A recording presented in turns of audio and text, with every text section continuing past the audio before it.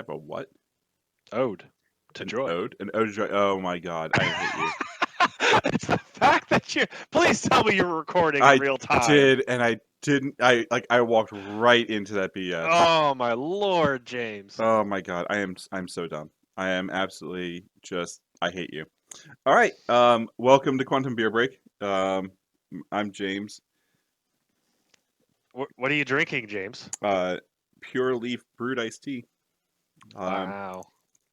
yeah, I don't feel like going downstairs and making myself a rum and coke. So you're on a tea break. Got it.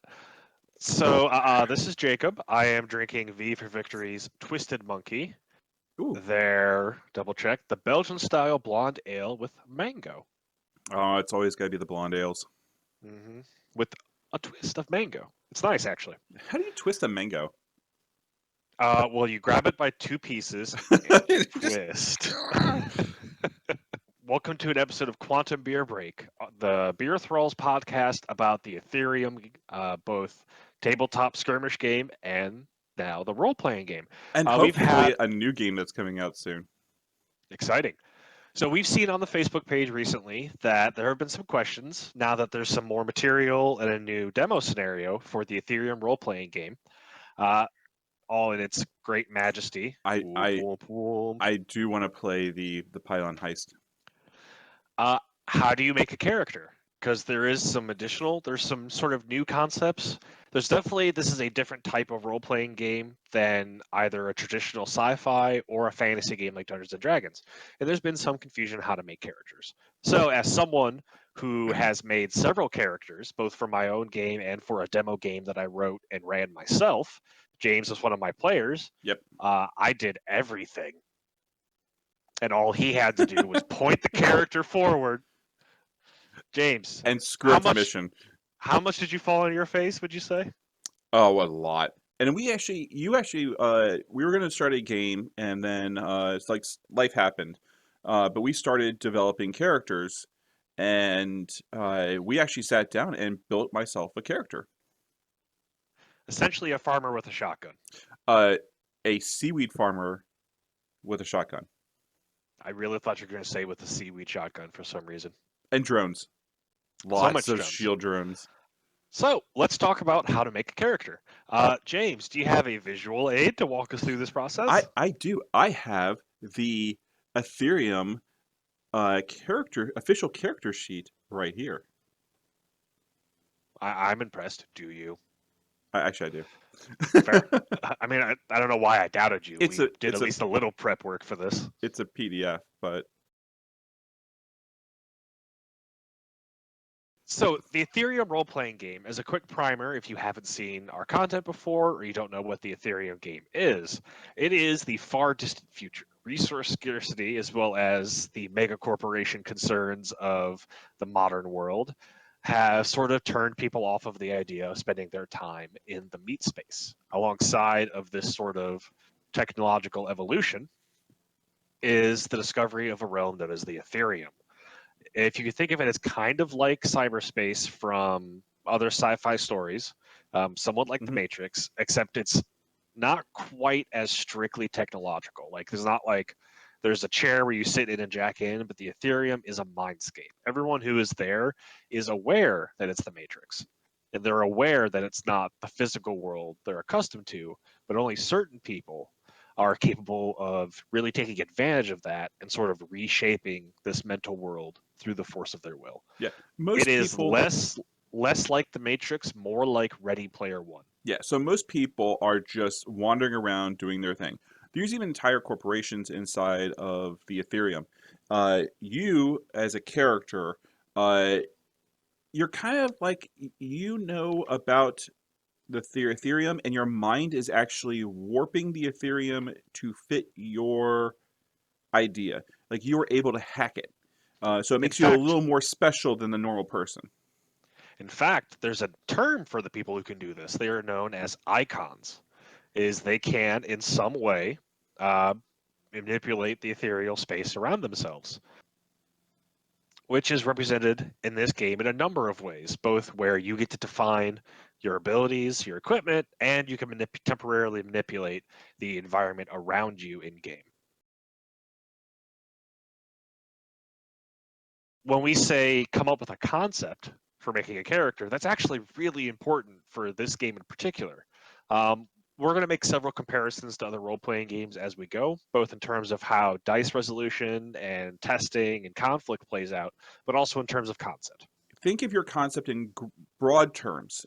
First off, do you want to be a melee fighter? Do you want to shoot things? Do you want to be a defensive person? Do you want to be a hacker? You could be in this world just a pure, just I'm manipulating the Ethereum the way I want. Do you want to be a Uh, corporate man?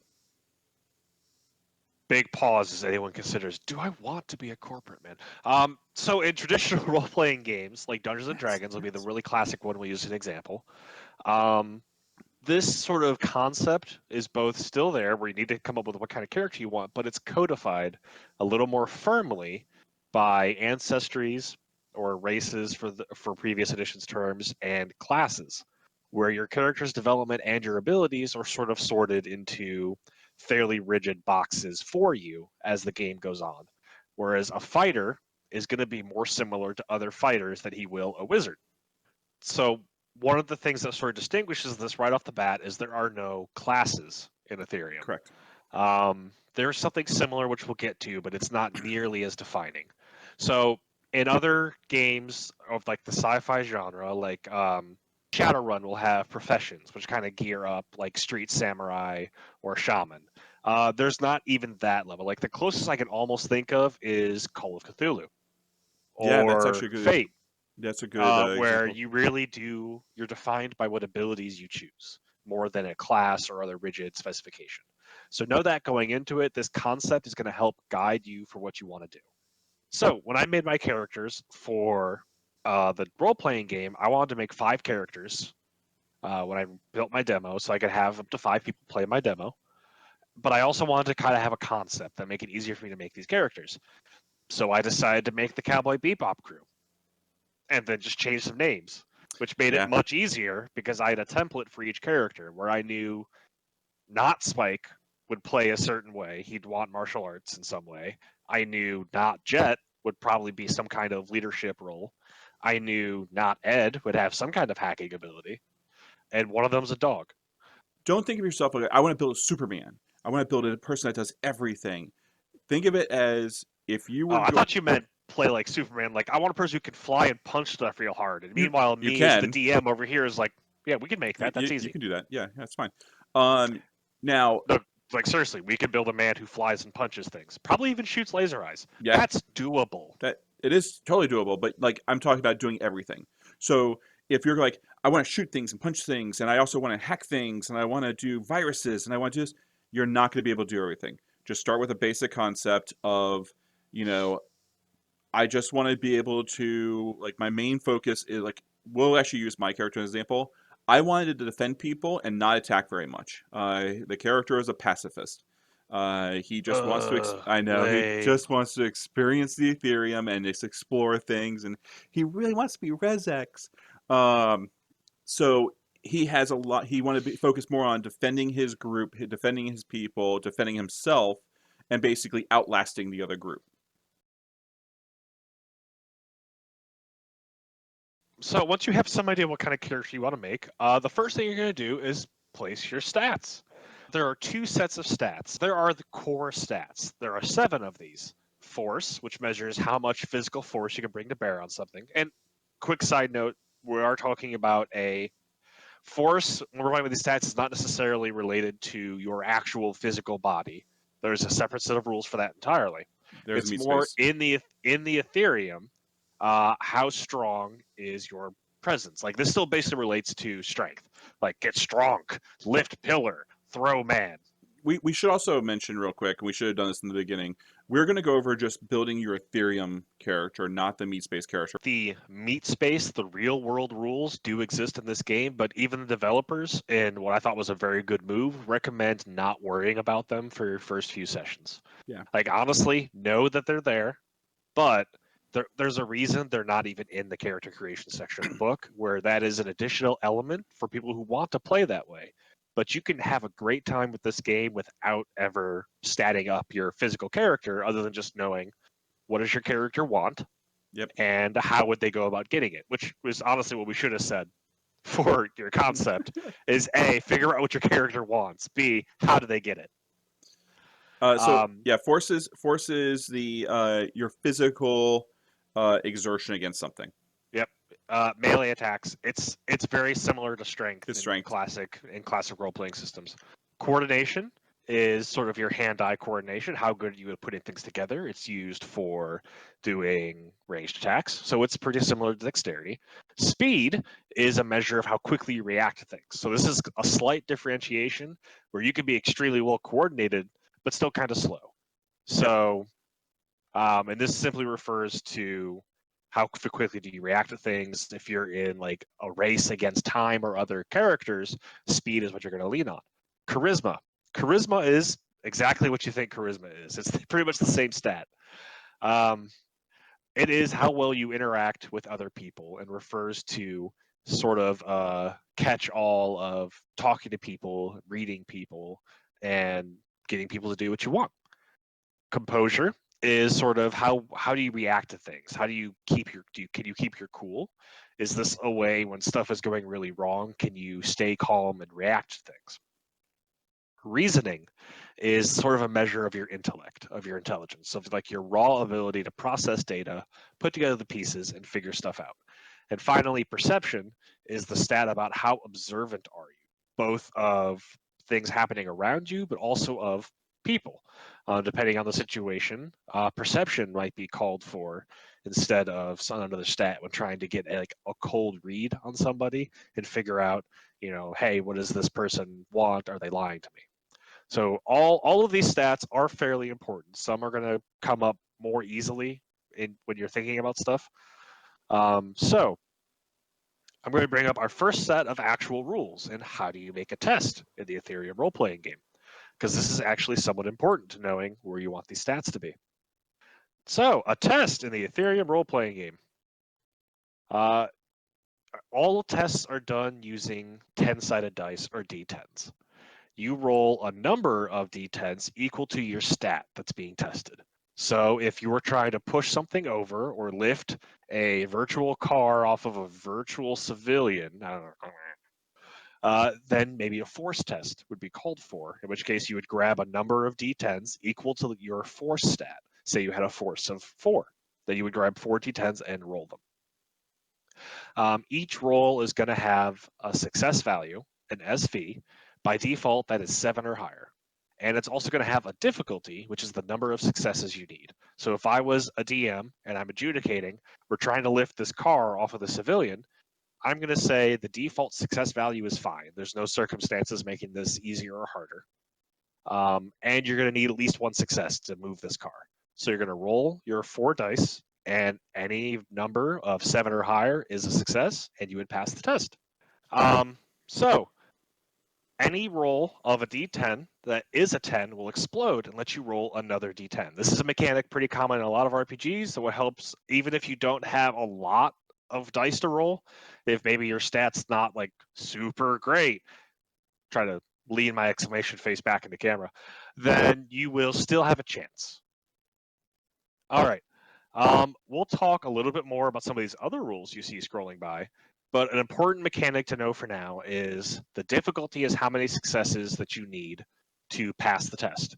If you get more successes than that, you generate something called excess, which we'll come back to in a little bit. But there is a benefit to getting more successes than you actually need. We'll actually get to that in a different section because it has nothing to do right now with the character creation. Mm-hmm. Okay, so with that in mind, each of your 7 core stats is going to start at 1. Yep. And you get 12 experience points at this part of character creation to spend on these stats. In a lot of role-playing games, we'll specify what is an average score for a normal person. In the Aetherium role-playing game, that is 2. Yep. So your starting stat of 1 is considered to be below average. A starting stat of 3 or 4 is considered good, and a starting stat of 5 or higher is considered exceptional. So what does it cost to raise your stats? It costs 1 experience point to raise one of your 7 core stats up to 4. To get 5 or higher, you have to spend 3 experience points for every increase. So the game is actively discouraging you from trying to have a bunch of stuff at the exceptional category. And from my experience with building characters for my demo, with helping my players for a possible game build characters, 4s and 3s are actually good to start with for level 1 characters. Like you actually do not need to spike super hard in your main stat to be effective at what you're doing.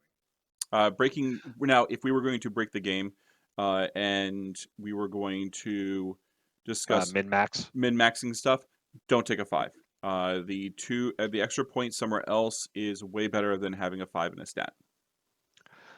So you've got 7 stats, and you want to spend 12 points among them. So you can already see you're not going to be able to put every stat at 4. I think sort of the spread I found, like if you want like a standard array equivalent, Start off with everything at 2. Your main stat should then be at a 4. So say you have you want to be a gunslinger, and you're putting everything into coordination because you want to shoot things good. So bump that up to a 4, and then say like speed and composure. And that's a perfectly good 4, 3, 3, 3, 2, 2, 2 is a perfectly good standard array that you could easily put in. You could drop one of those 3s to make something else a 4 and have 2 4s and 2 3s and 3 2s. Also perfectly good. When would you want a 5? If after you build your character, and by the way, this is absolutely not something that has to be set in stone. You could put it in here to get a sense of where you want to go, build the rest of your character, and always come back and rearrange the stats and tweak them. Because again, it's only 12 points. The math isn't that high. Now, there is something else at this step you can spend those points on, though, if you're willing to take a hit to your core stats, and that is something called Knacks. Knacks are roughly equivalent to a feat from classic D20-based systems like D&D and Pathfinder. These are completely optional, and they essentially are you spend a certain number of experience points to take these knacks or feats that give you an additional ability or modify your core gameplay in some way. The book has several of them. There's always the possibility as well that if you have an idea for a character that isn't represented in the core rules, like you think there's some iconic ability they would have, there's probably a good way to represent that with programs. But if you can't, a knack might be a good way to represent it. Do we have an example of a knack? Absolutely. In fact, I think there are 2 knacks that you should consider based on your playstyle. One example is if you want to be focused on hacking, manipulating the world around you, kind of being that wizard feel. There is a knack called lightning hack. Normally, hacking takes 3 actions, and you get 3 actions by default on your turn. So a hack is your whole turn. So that's potentially a disadvantage. So lightning hack for 3 experience points at character creation reduces the number of actions it takes to hack by 1, from 3 to 2. We'll go over it in a little bit later what these actions are, but that gives you a lot more flexibility for what you could do on your turns. There's honestly like a pretty good range. There's some really cool stuff in the list for knacks, like telepathy. You can spend 2 experience points to be able to communicate telepathically with a group of people. There's you can also do that like, with a program. So there's a really cool knack called backup, where you can spend some actions on your turn to record your current health level as you save a backup of your character. If you're willing to spend more experience, you can save your current location, and on a future turn, literally teleport back to wherever you were when you started this with your health at that point. So you could like, hey, it's the start of the fight. I'm at full health. I'll use my first turn to save a backup at this location behind cover. And then later on be like, oh, I'm almost dead. Back up. And back at the start, here I go. Yeah, it's very silly. It's cheaper than it sounds. It is it's also, it's if good. you like playing the rubber banding character, it's a great thing to do. There are too many of these for us to go into detail here, but take a look through your rulebook. Okay, so 12 points is what you get for spending on stats and knacks. Secondary stats. These are equally as important, but they are not used directly for tests. The first secondary stat is hacking. Everyone starts at 3. You get an additional 12 experience points to spend on the secondary stats, and hacking costs 3 experience to upgrade. So you start at 3. It's going to cost you 3 to upgrade. I'm going to keep doing this finger splaying thing until someone stops me. Aetherium. So this is going to be something that is going to be of different importance to different characters. For example, with my character concepts of the Cowboy Bebop crew, I knew that for certain characters, like the martial artist, sort of my leadership character, and like my femme fatale character, hacking wouldn't be as important because they were kind of focused on dealing with problems as they were happening in front of them, and not necessarily on warping reality to their bidding, which is just my choice. So I did not spend any points to upgrade the starting hack. How important is hacking? Should we take another moment to do a side conversation on rules? Yeah, so unlike Bum, bum, other games, bum. unlike other games, you don't have to be a hacker to actually hack. Anyone can actually hack. It's just that certain people make it Are their are better at focus. it. Hacking, as I know, as a quick aside, this is kind of how it works. It's the biggest unique feature of the Ethereum playing game, and honestly, you would not be at fault. I would not blame any player who reads these once and is just like, I don't want to do this. And that's fine. It's still a Yeah, role playing game. You can play the character you want. Now, someone who really wants to get into this, what should you know in order to sort of enjoy this? I think you need to have players who are up for being creative. Like very hacking creative. hacking requires people to make decisions about what they want to happen in the setting and in the rules. There's much fewer sort of hard and fast mechanical rules for this system. I really wish they didn't So use the word hack because it makes it sound very structured. And this is not. Like literally hack can be something like you're running down the example actually the developers gave was they were running down the street, they saw a manhole cover in the street as they were being chased, and somebody on the fly just hacked it gone. So it went from manhole cover to not existing for a few.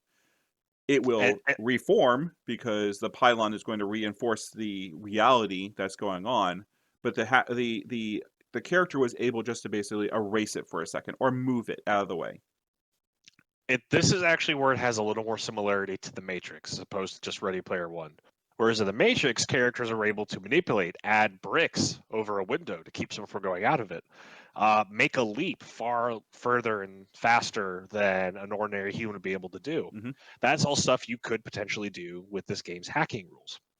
So how does Uh, this relate to characters again?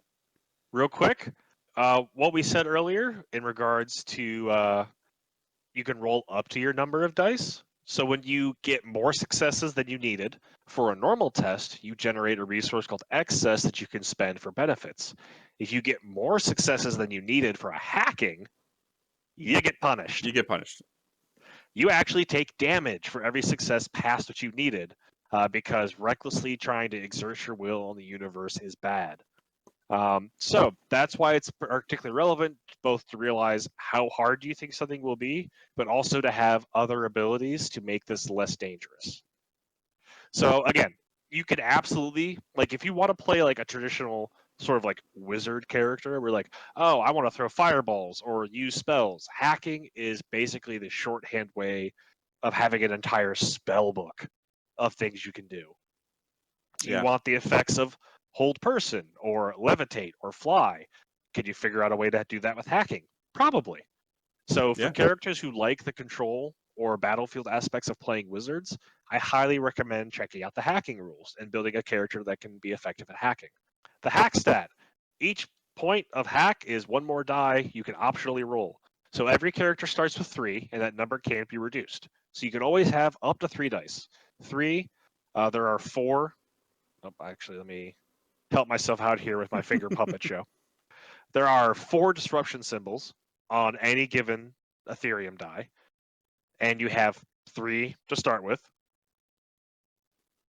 I'm just go full yeah. Sailor Moon by the Just end of yeah. this video. Um, So even a basic character in a simple area has like a really solid chance if they roll all three of succeeding at a hack. That's part of why your characters are special. Ordinary people have no shot Yeah. at hacking something, whereas even your character at the beginning of the game, level 1, newbie, you're going to be more successful more often than not.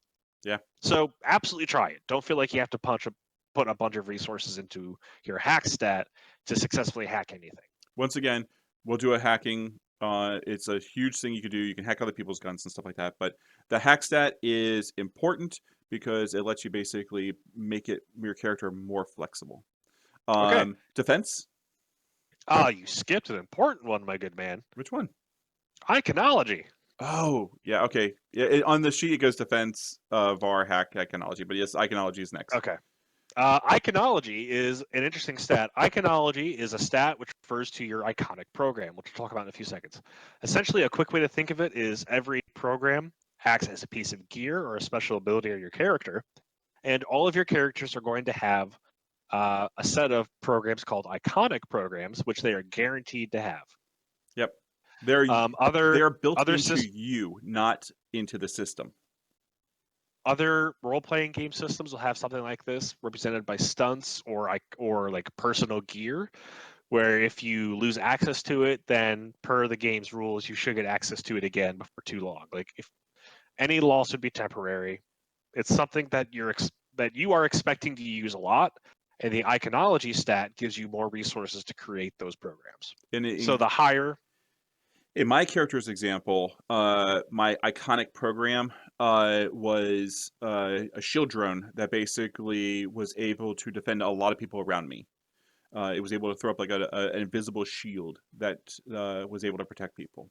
So it doesn't have to be a gun. It doesn't have to be. It can be a utility item. It can be a defensive item. It is a program that's built into you. Like if you wanted to play like a healer or a iconic program could be the medic's gun from Team Fortress 2. And Yep. you can just start shooting healing waves at people. It's very flexible. We've had somebody build a gun in one of our games that shot people to heal them. So iconology costs 2 points to increase, and there is no upper limit. So you could essentially think of it as spending experience points during character creation to get more money to buy your biggest, coolest toy. Yeah. So we will cover that in a different section entirely. Next up, as James mentioned, is defense. Defense is how hard you are to hit. It defaults to 1 for every character, and what that means is someone attacking your character or affecting you is going to need at least 1 success, and they'll potentially generate bonuses if they get more than that. You can raise your starting defense by spending 5 experience points during character creation. It is the most expensive thing you can buy, other than some Knacks. A defense of 1 is standard. the baseline. Like for a level 1 character, that's the baseline. A defense of 2 would be a very solid defense that actually will make it harder than you think for enemies to hit you. Especially since there are other abilities that can add to that or increase that. So base defense. So there's other things in this world, like programs and stuff, that will give you defense and armor. This is your base. Like you walk out nude, and that is your base defense. Is now 1 or 2. As an example, as the DM for my demo, I created an enemy, the boss, and I gave him a base defense of 2, and my players hated me. Yeah, because I could tell they were getting frustrated because he was hard to hit because I was playing him intelligently. And with his 2, he was able to take defensive measures, take defensive actions, and he was genuinely difficult for them to interact with meaningfully. They still won. Well, yeah, so, it's a demo game. And then finally, sync represents sort of your HP. It is how many points of damage you can take in the Aetherium. If your sync hits 0, you start to log out. That's actually up top. Well, it's in secondary stats. Health is representative of your physical health of your meat body. That only really comes up when playing with the Aetherium rules under certain circumstances. For example, if you're forcibly logged out because of damage, you could take damage to your health. And if your health ever hits 0, you actually die. So think of it this way. You're playing an MMO, you're playing a character, the character has hit points. You have health outside in the real world. when your character gets down to 0 hit points, you're not dead. You're still sitting in your chair, just beating the keyboard, yelling at the fact that, like, oh, there's lag. Another good way to think of it is, remember that scene in Ready Player One where the evil corporation bombed the ever-living crap out of the terrible trailers where everyone was logged into the Aetherium? That's meat damage. That's Yeah. health damage. Explosions. Yeah. Them getting attacked by the Chucky doll and having all their stuff turn red and them having to take off their helmet, that's sync damage. Yep. So that is the stats. Like I said, you Yeah. get 12 points to spend on these secondary stats, so you can only spend them on hack, iconology, and defense. We have You not talked cannot. about one other thing. VAR. VAR. That's because there's no way to interact with it during character creation. Yeah. It's just Basically, it's on the sheet. VAR is Yep. It not. gets It's assigned like during money. finishing touches. Yeah, it's like Yeah. money. We'll come back to it. Like, you can ignore it for now. There's So- literally just put 10 in that spot and ignore it forever. Ignore it forever. Yeah. So, as of right now, that is on your character creation. We have gone through your base statistics and the secondary statistics. So you now should have your 12 points assigned, and you should Due have to core stats. Yep, And and you should then have another 12 points assigned to secondary stats. yes, Now, say you have points left over, because there are irregular points for spending 2 for iconology, 3 for hack, 5 for defense. You might have points left over. Any points that are left over for your secondary stats, you can then spend on your core stats.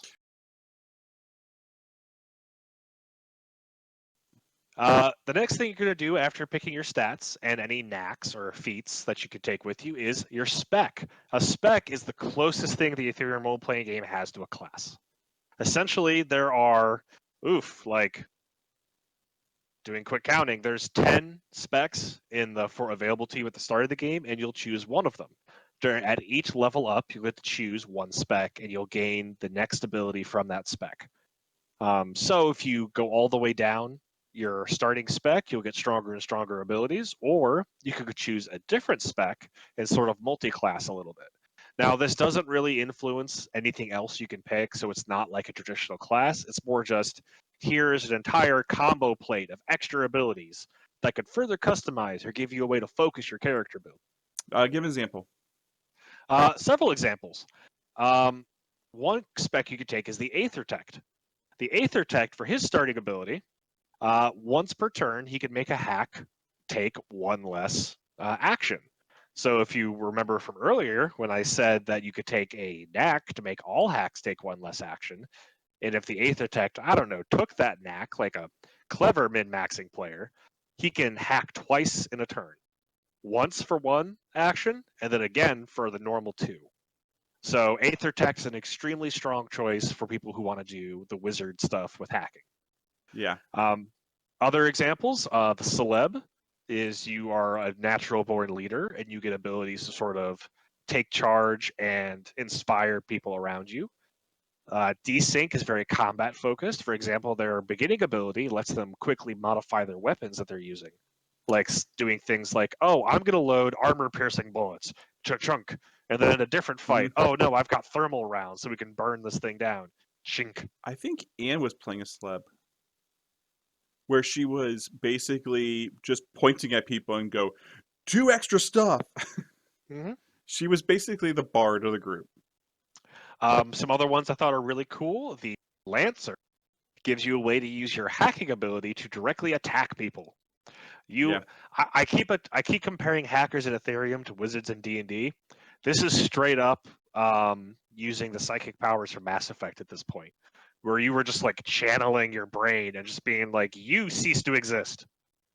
Yeah, Lancer's cool. So don't think of specs as like don't think of them as character classes. Think of them as your career.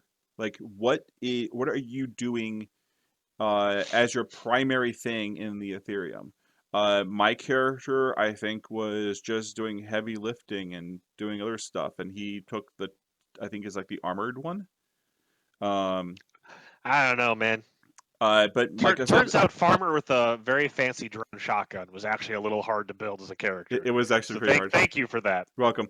But like Anne just wanted to not like actually like she had a gun, but she didn't want to actually do anything like that. She just wanted to manipulate people and basically buff people. And she made a good character with that using celeb. Now, there's also some additional specs in the core rules that are not in this section. This is specifically for DMs, and these specs can represent specific factions. For example, say that there is a character who is in really tight with House Hikaru, sort of the cyber ninja and business faction.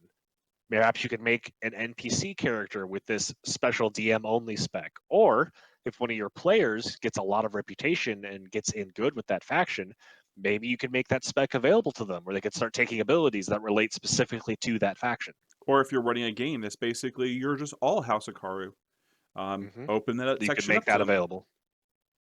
There is one of the DM specs that I recommend that people consider making available. I believe it's called Virologist. It specifically is about using viruses, which are a type of program that we'll cover next time. But I just want people to be aware that that exists. Don't do that. And if you want to be a character that uses viruses a lot, it's a really good thing for you to take and let your DM know about it. All right, so that's basically the basic specs. Sorry, the stats, specs, knacks, the basics of making the first part of your character. Next time on Quantum Beer Break, we'll be going over how to build programs, which is the big and important thing. It's going to be an episode by itself. And as like a teaser preview, if you think of any other abilities or equipment in other role-playing games, programs is kind of all of that. Yeah. Like we've only really described your basic stats, maybe a couple gimmick abilities, and like one active ability from your spec. Pretty much everything else will come from programs. So having your character hook and your idea of what do you want, how are you going to get it, is going to be so important going forward because it's going to really help you take a lot of information and sort of simmer that down into your programs. So have fun thinking up cool sci-fi concepts or just play a wizard. I definitely want to make a character that's just a wizard in like classic D&D robes and shooting digital fireballs at people. As the rest of your group just looks at you like, what is wrong with you? Full on LARPing. All right. Thanks. I look forward to part 2 of this series of character creation. Yep. Let us know if there's something you want us to cover in more detail or that you think we missed. If we talked too long, don't tell us. Yeah. All right. Thanks.